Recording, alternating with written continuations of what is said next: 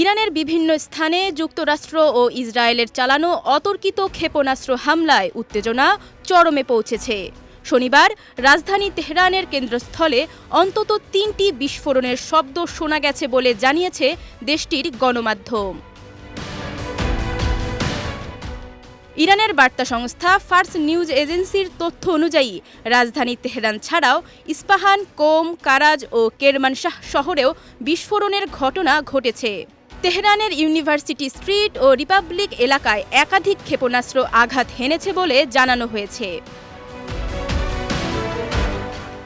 এ ঘটনার পর ইসরায়েল জুড়ে বিশেষ ও স্থায়ী জরুরি অবস্থা জারি করেছে দেশটির প্রশাসন।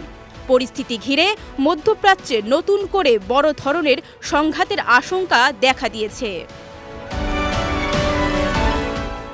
এদিকে হামলার জবাবে ইরান পাল্টা হামলা চালিয়েছে। ইরান থেকে ইসরায়েলের দিকে ছোড়া ক্ষেপণাস্ত্র শনাক্ত করার দাবি করেছে ইসরায়েলি সেনাবাহিনী। এরপর সতর্কতামূলকভাবে দেশের বিভিন্ন স্থানে সাইরেন বাজানো হয়েছে।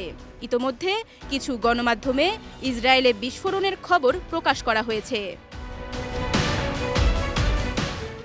এদিকে যুক্তরাষ্ট্রের প্রেসিডেন্ট ডোনাল্ড ট্রাম্প এক ভিডিও বার্তায় জানিয়েছেন, মার্কিন বাহিনী ইরানে বড় ধরনের সামরিক অভিযান শুরু করেছে। নিজের ট্রুথ সোশ্যাল অ্যাকাউন্টে দেয়া ওই বার্তায় তিনি বলেন, আমাদের লক্ষ্য ইরানি শাসনের আসন্ন হুমকি নির্মূল করা এবং আমেরিকান জনগণকে রক্ষা করা। তবে ইরানে পরিচালিত এই হামলা ইসরায়েলের সঙ্গে যৌথভাবে চালানো হয়েছে কিনা সে বিষয়ে তিনি স্পষ্ট করে কিছু জানাননি। বর্তমান পরিস্থিতিতে মধ্যপ্রাচ্যের নিরাপত্তা ও আঞ্চলিক স্থিতিশীলতা নিয়ে আন্তর্জাতিক মহলে গভীর উদ্বেগ তৈরি হয়েছে। বিজয় টিভি নিউজ ডেস্ক।